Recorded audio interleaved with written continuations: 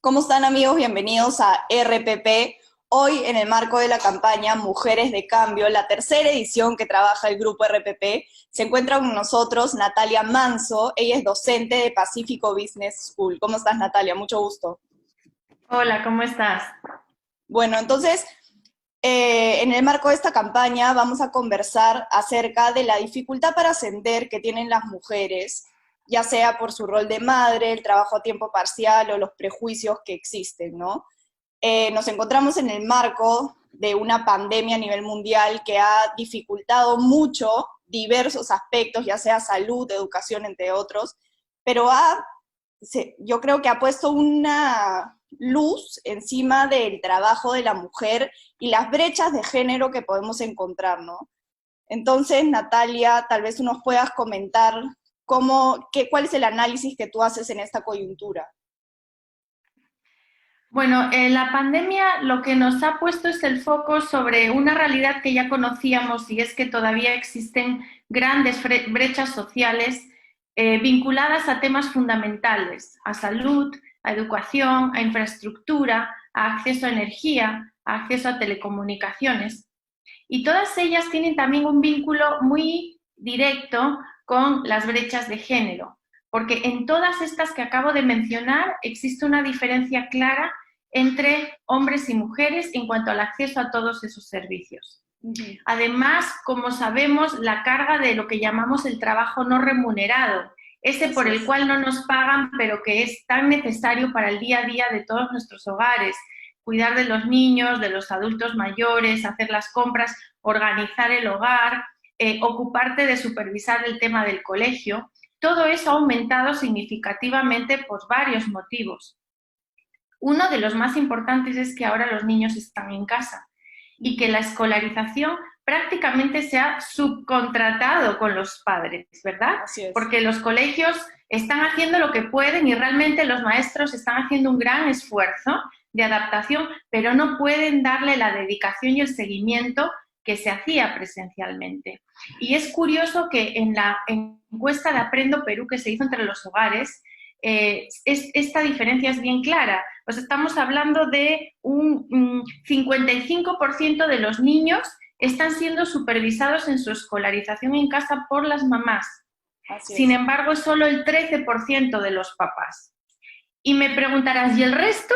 Bueno, pues el resto, algunos niños tienen la suerte de contar con un pariente, un hermanito, Que un lo tío, hace. una tía, y algunos están completamente Ujú. solos. Y a esto, Pero en Natalia, cualquier sí, disculpa que te interrumpa, pero justo a esto y a estos roles que se le dan a la madre, hay una cifra que es bastante impactante. Según la ENARES del 2019, el 52.7% de la población peruana cree que la afirmación de que toda mujer debe cumplir primero su rol de madre, esposa o ama de casa antes que realizar sus propios sueños. Entonces, esto va muy de la mano, ¿no? Porque es lo que está la ideología, el pensamiento de cada ser humano, de cada peruano, y también lo que se pone en práctica.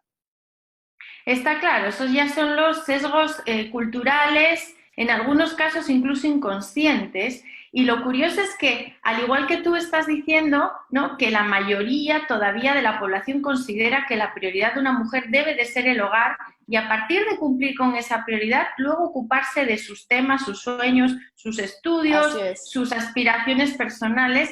Pero por otro lado, también hay otra encuesta que dice que casi el 80% de la población afirma que socialmente está mucho más reconocido el trabajo remunerado que el no remunerado, es decir, el progreso profesional y no tanto cuán buena o bueno eres en la gestión del hogar.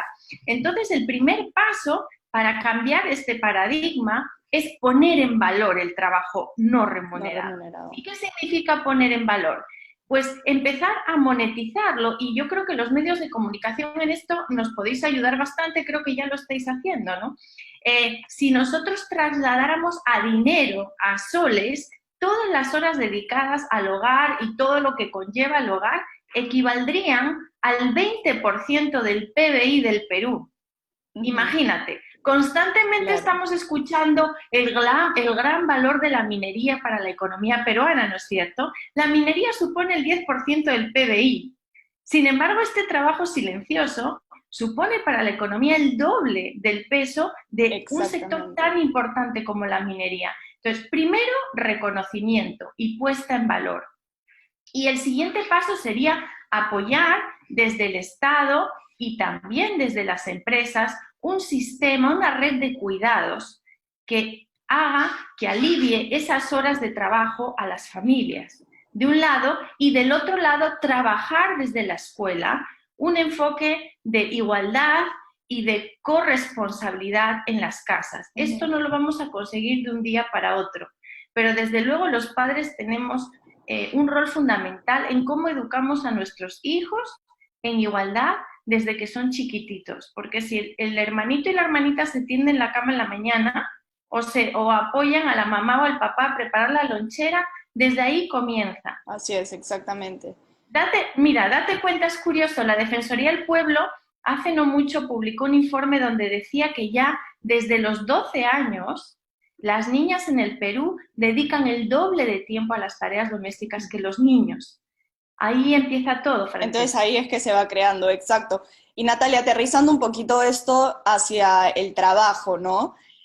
Hay otra cifra, estas cifras son durísimas y por eso la enfatizo en esto, pero hay un gran porcentaje de personas, casi la mitad, según una encuesta del MIM, que cree que las mujeres van a tener más dificultades para regresar al trabajo luego de esta pandemia. Y el 75% considera que las mujeres embarazadas, en esta dificultad se acentúa aún más si la mujer está embarazada. Entonces, ante esta situación tan dura para la mujer por el rol que se le asigna de madre y de ama de casa, ¿cuáles son unas posibles soluciones, ya sea de parte del Estado, como estabas hablando del sistema de cuidado, que me parece sumamente interesante, o también de parte de las empresas? Esa percepción de la que tú hablas está basada en una realidad y sí, vamos a tener más dificultades para la reincorporación.